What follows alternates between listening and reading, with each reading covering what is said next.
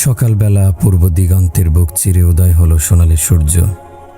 22-23 minute পর যখন ভোরের আলো পুরোপুরি উদ্ভাসিত হলো, তখন তাহমিদ 2 রাকাত করে 4 রাকাত নামাজ আদায় করল। এই নামাজকে ইশরাকের নামাজ বলা হয়। তাহমিদ প্রতিদিন এই নামাজ পড়ে, কেননা সে জানে হযরত আনাস রাদিয়াল্লাহু আনহু থেকে বর্ণিত, তিনি বলেন, রাসূল সাল্লাল্লাহু আলাইহি ওয়াসাল্লাম বলেছেন, যে ব্যক্তি জামাতে ফজর নামাজ পড়ে সূর্য ওঠা পর্যন্ত বসে আল্লাহর জিকির করে, অতঃপর 2 রাকাত ইশরাকের নামাজ আদায় করে, তার জন্য পুরস্কার স্বরূপ একটি হজ ও একটি উমরার সওয়াব রয়েছে। বর্ণনাকারী বলেন, রাসূল সাল্লাল্লাহু আলাইহি ওয়াসাল্লাম এই কথাটি 3 বার বলেছেন, পূর্ণ হজ উমরার, পূর্ণ হজ উমরার, পূর্ণ হজ উমরার। তাহমিদ যেহেতু সুখময় জীবন প্রত্যাশী, তাই তার হৃদয়ের কামনা বাসনা পূর্ণ হওয়ার প্রয়োজন খুব বেশি। আর ইশরাকের নামাজ মনোবাসনা পূর্ণ হওয়ার ক্ষেত্রে অনেকটা সহায়ক। হযরত আবু দারদা ও আবু যর রাদিয়াল্লাহু আনহু থেকে বর্ণিত, তারা বলেন, রাসূল সাল্লাল্লাহু আলাইহি ওয়াসাল্লাম ইরশাদ করেছেন, আল্লাহ তাআলা বলেছেন, হে আদম সন্তান, তুমি আমার জন্য দিনের প্রথমাংশে 4 রাকাত নামাজ পড়ো। যদি পড়ো তাহলে আমি তোমার জন্য দিনের শেষাংশে যথেষ্ট হব, অর্থাৎ দিনের শেষাংশেই আমি তোমার মনোবাসনা পূর্ণ করে দেব। বস্তুত যে ব্যক্তি জীবনের সর্বক্ষেত্রে আল্লাহ তাআলার উপর পূর্ণ আস্থা রাখে এবং তার ফয়সালার উপর পুরোপুরি সন্তুষ্ট থাকে, তাহলে তার জীবন সুখময় হবে নিঃসন্দেহে। আল্লাহ তাআলা ইরশাদ করেন, যে আল্লাহকে ভয় করে, আল্লাহ তার জন্য প্রত্যেক সংকট ও বিপদ থেকে নিষ্কৃতির পথ বের করে দেন এবং তাকে এমন জায়গা থেকে রিজিক দান করেন যা তার কল্পনায়ও ছিল না। আর যে ব্যক্তি আল্লাহর ওপর ভরসা করে, তার সকল প্রয়োজন মিটিয়ে সুখময় জীবন দানের জন্যে আল্লাহ পাকই যথেষ্ট, অর্থাৎ আল্লাহ তাআলা তার সকল কাজ ও মনোবাসনা পূর্ণ করবেন। শুধু তাহমিদ নয়, পৃথিবীর প্রতিটি মানুষই সুখময় জীবন লাভ করতে চায় জীবনটাকে চিন্তা ও ভাবনাহীন কাটাতে, চায় পরিবারের সবাইকে নিয়ে আরাম আয়েশে থাকতে। আর একজন মানুষ তখনই কেবল পুরোপুরি সুখ ও তৃপ্তি অনুভব করতে পারে যখন তার মনে কোনো চিন্তা ও পেরেশানি না থাকে, যখন সে সুখ দুঃখ উভয়টিকে হাসি মুখে স্বাগত জানিয়ে সর্বদা ফুরফুরে মেজাজে থাকতে পারে। আর এসব কেবল তখনই সম্ভব হবে যখন আল্লাহ তাআলার সকল ফয়সালা খুশি মনে মেনে নেওয়া হবে। এ প্রসঙ্গে রাসূল সাল্লাল্লাহু আলাইহি ওয়াসাল্লাম বলেছেন, মানুষের অন্তর প্রতিটি ময়দানের শাখা তুল্য, অর্থাৎ মানুষের অন্তরে যাবতীয় বস্তুর চিন্তা ফিকিরে আসে। যে ব্যক্তি তার অন্তরকে বিভিন্ন শাখার দিকে ফিরিয়ে রেখেছে, অর্থাৎ সব ধরনের চিন্তা ফিকিরে লিপ্ত রয়েছে, সে যে কোনো ময়দানে ধ্বংস হয়ে যাক, আল্লাহ তাআলা তার কোনো পরোয়া করেন না। আর যে ব্যক্তি আল্লাহ তাআলার উপর ভরসা করেছে, নিজের কাজকে আল্লাহ তাআলার উপর সুপর্দ করেছে, আল্লাহ পাক তার সমস্ত কাজই সমাধা করে দেন, অর্থাৎ তাকে সুখময় জীবন দান করেন। তাহমিদ খুবই বুদ্ধিমান ও বিচক্ষণ ছেলে, তাই সে সঠিক পথে এগুচ্ছে আর ধীরে ধীরে অগ্রসর হচ্ছে সুখময় জীবনের দিকে। মূলত এখনই সে অন্য সব মানুষের চেয়ে একটু বেশি সুখী। মসজিদ থেকে বের হয়ে বাড়ির উদ্দেশ্যে হাঁটছে তাহমিদ। প্রতিমধ্যে দেখা হলো এক লোকের সাথে। লোকটির নাম ফারুক, বাড়ি তাহমিদদের গ্রামেই। লোকটি বয়সের বিচারে তাহমিদের পিতার সমান, তবে জ্ঞান বুদ্ধির বিচারে তার চেয়ে সম্পূর্ণ আলাদা। তাহমিদ জানে সময় অমূল্য সম্পদ, সময়ের সমষ্টি দ্বারাই জীবন গঠিত। যেদিন সময় শেষ হয়ে যাবে, সেদিন জীবন শেষ হয়ে যাবে। তাই 1 মিনিটও যেন অযথা ব্যয় না হয়, সে ব্যাপারে তাহমিদ খুবই সতর্ক। প্রতিটি মুহূর্তকে সে কাজে লাগানোর চেষ্টা করে। এমনকি হাঁটার সময়ও স্বাভাবিক অভ্যাস অনুযায়ী তাহমিদ হাঁটার সময়টুকুতে লা ইলাহা ইল্লাল্লাহ, লা ইলাহা ইল্লাল্লাহ এবং মাঝে মাঝে মুহাম্মদুর রাসূলুল্লাহর জিকির মৃদুস্বর করছিল। লোকটিকে দেখার পর জিকির বন্ধ করে সালাম দিল। উত্তর দিল লোকটি, তারপর বলল, তাহমিদ নাকি? কেমন আছো? আল্লাহর রহমতে ভালোই আছি, আপনি কেমন আছেন? আমার আর থাকা, আছি কোনো রকম। তো তুমি বাড়ি এসেছো কবে? মাদ্রাসা বন্ধ নাকি? জি, মাদ্রাসা বন্ধ, পরীক্ষার বন্ধ পেয়েছি 7 দিন, গতকাল বাড়ি এসেছি। আপনার কথা শুনে মনে হচ্ছে আপনার মন খুব একটা ভালো নেই, কিন্তু কারণটা কি? সুখের খোঁজে ছুটছি সেই কর্মজীবনের শুরু থেকে, অথচ অদ্যাবধি প্রকৃত সুখের নাগাল পেলাম না আজও সুখময় জীবনের সন্ধান। ভালো থাকি কি করে তুমি বলো? কেন, কি হয়েছে? সে অনেক কথা, রাস্তায় দাঁড়িয়ে কি আর এত কিছু বলা যায়? এক সময় সুযোগ করে বাসায় যেও, তখন বলবো। জানো তাহমিদ, আমাদের গ্রামের ছেলেদের মধ্যে তোমার চালচলন আমার নিকট বেশি ভালো লাগে। তাই মাঝে মধ্যে তোমার কাছে দু একটা সুখ দুঃখের কথা বলি, তুমি কিছু মনে করো না। না না, মনে করার কি আছে? আপনার যখন যা খুশি বলবেন, আমি কিছুই মনে করব না। ঠিক আছে, একদিন সময় করে আমার বাসায় এসো, তখন কথা হবে। ঠিক আছে। এরপর প্রত্যেকে যার যার বাসায় চলে গেল। বিকেলবেলা হাঁটতে বের হয়েছে তাহমিদ। উদ্দেশ্য নির্মল বাতাস উপভোগ করা এবং লাইব্রেরি থেকে একটি কিতাব ক্রয় করে আনা। অন্যথায় বিনা প্রয়োজনে তাহমিদ রাস্তায় বের হয় না। কেননা রাস্তায় বের হলেই বিভিন্ন ফিতনার আশঙ্কা থাকে। বিশেষ করে দৃষ্টির হেফাজত করা বড়ই কঠিন হয়ে পড়ে। তাহমিদের সাথে হিসেবে আছে মামুন। মামুন তাহমিদের সমবয়সী, বাড়ি তাহমিদদের বাড়ির পাশে। সেই সুবাদে ছোটবেলা থেকেই দুজনের পরিচয়। তবে মামুন মাদ্রাসার ছাত্র নয়, কলেজে পড়ে সে। রাস্তার ডান পাশ ধরে হাঁটছে তারা।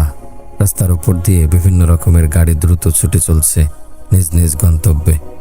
অনেকটা প্রতিযোগিতার মতো কার আগে কে যাবে। নিচের দিকে তাকিয়ে হাঁটছে তাহমিদ। হঠাৎ একটি বিকট শব্দ শুনতে পেল। কিছু বুঝে ওঠার আগেই দেখল আশপাশের লোকেরা দৌড়াদৌড়ি করে রাস্তার এক জায়গায় জড়ো হচ্ছে। তাহমিদ ও মামুন লোকদের অনুসরণ করল কৌতূহলী হয়ে। সেখানে যাওয়ার পর তারা বুঝতে পারল একটি মর্মান্তিক সড়ক দুর্ঘটনা ঘটেছে। দুটি বাস মুখোমুখি সংঘর্ষ হয়েছে। এতে উভয় বাসের প্রায় 15-16 জন যাত্রী আহত হয়েছে। দুজনের অবস্থা আশঙ্কাজনক। এ দুজনকে দ্রুত হাসপাতালে নেওয়া হলো। বাকি আহতদের অবস্থা তেমন গুরুতর না হওয়ায় হাসপাতালে নেওয়ার প্রয়োজন হলো না।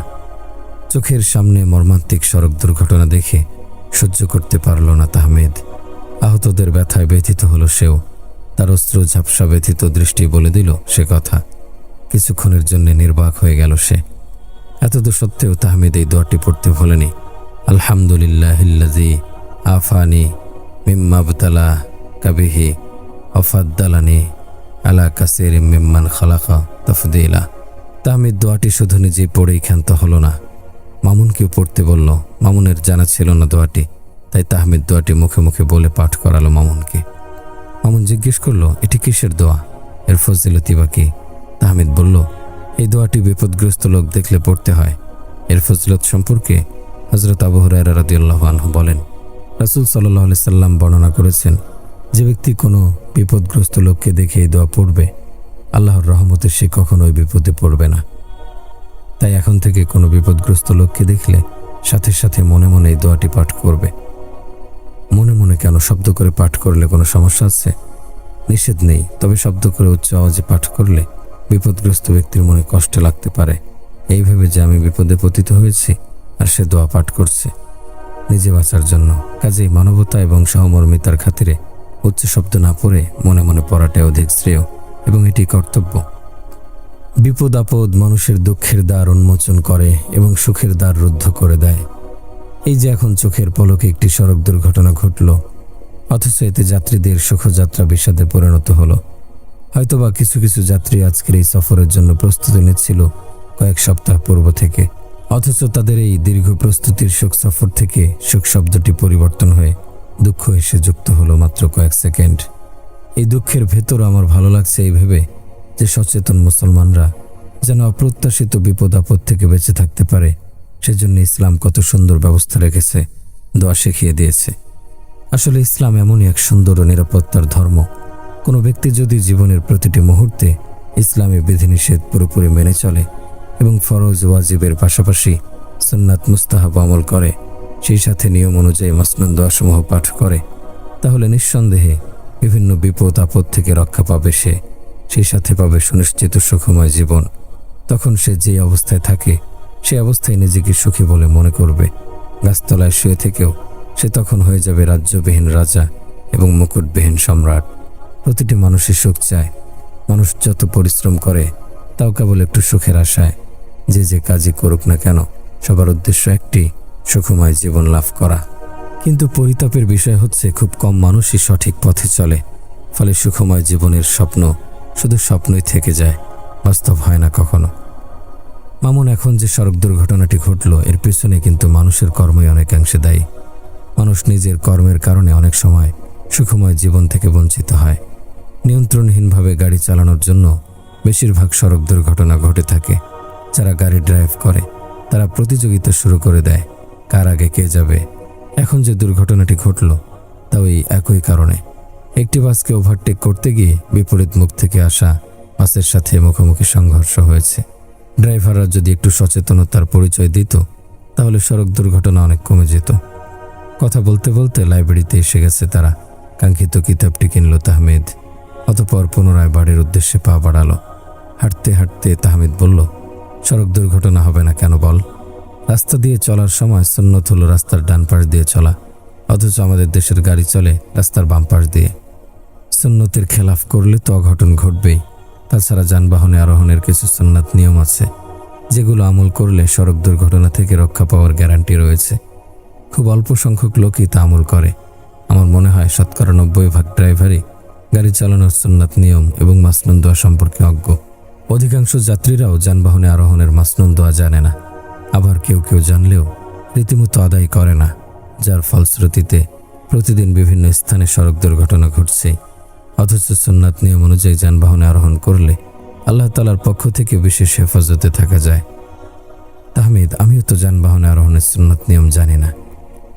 কষ্ট করে একটু বলো তো শুনি। এর আগেও না তোকে একদিন বলেছিলি কিন্তু মনে নেই। মনে থাকবে কি করে? আমল না করলে কি মনে থাকে? অমন একটি কথা স্মরণ রাখিস, জানার ভেতর কোনো কামিয়াবি বা সফলতা নেই, মনের মধ্যেই পূর্ণ কামিয়াবি ও সফলতা। তাই শুধু জানলেই হবে না, মানতেও হবে। ঠিক আছে, এখন থেকে আমল করব, তুই বল। শোন, যানবাহনে আরোহণের সময় প্রথমে বিসমিল্লাহ পুরো পাঠ করে ডান পা দিয়ে আরোহণ করা বা সাওয়ার হওয়া সুন্নত। আরোহণ করার পর এ দোয়া পাঠ করা সুন্নত, সুবহানাল্লাযী সাখখারা লানা হাযা ওয়া মা কুন্না লাহু মুকরিনিন ওয়া ইন্না ইলা রাব্বিনা লামুনকালিবুন। আলহামদুলিল্লাহ, আলহামদুলিল্লাহ, আলহামদুলিল্লাহ, আল্লাহু আকবার, আল্লাহু আকবার, আল্লাহু আকবার, সুবহানাকা ইন্নী যালামতু নাফসি ফাগফিরলি ফাইন্নাহু লা ইয়াগফিরুয যুনুবা ইল্লা আনতা। আর যানবাহনটি যদি নৌযান হয় তাহলে এই দোয়াটিও পাঠ করবে, বিসমিল্লাহি মাজরিহা ওয়া মুরসাহা ইন্না রাব্বি লাগফুরুর রহিম। এগুলো হলো যানবাহনে আরোহণের সুন্নাত। এর সাথে সূরা জুমারের ৬৭ নং আয়াতটি পাঠ করলে আল্লাহর বিশেষ হেফাজতে থাকা যায়। হযরত ইবনে আব্বাস রাদিয়াল্লাহু আনহু নবী করিম সাল্লাল্লাহু আলাইহি ওয়াসাল্লাম থেকে বর্ণনা করেছেন, যদি কোনো ব্যক্তি কোনো প্রকার যানবাহনে আরোহণ করার পর সূরা জুমারের ৬৭ নং আয়াতটি পাঠ করে তবে আল্লাহ তাআলা আরোহী এবং যানবাহন উভয়কে সর্বপ্রকার ক্ষতি থেকে নিরাপদ রাখবেন। হযরত ইবনে আব্বাস রাদিয়াল্লাহু আনহু এই দোয়ার প্রতি এত বেশি দৃঢ় আস্থা বিশ্বাস রাখেন যে তিনি বলেন, এই দোয়া পাঠ করার পরেও যদি কোনো আরোহীর জানের বা মালের কোনো প্রকার ক্ষয়ক্ষতি হয় তাহলে সে যেন তার জানমালের যাবতীয় ক্ষতিপূরণ কিয়ামতের দিন আমার নিকট থেকে পুরোপুরি আদায় করে নেয়। তাহমিদ, কষ্ট করে আমাকে আয়াতটি একটু বলবি? আয়াতটি হলো, ওমা কদারুল্লাহ হাক্কা কদরিহি ওয়াল আরদু জামিআন কাবাদতুহু ইয়াউমিল কিয়ামাতি ওয়াস সামাওয়াতু মাতবিয়াতুম বিঈমানিহি সুবহানাহু ওয়া তাআলা আম্মা ইউশরিকুন। ইতিমধ্যে বাড়ির কাছে এসে পড়েছে তারা। তাহমিদ বলল, যাই রে মামুন, পরে দেখা হবে। এরপর উভয়ে যার যার বাড়ি চলে গেল।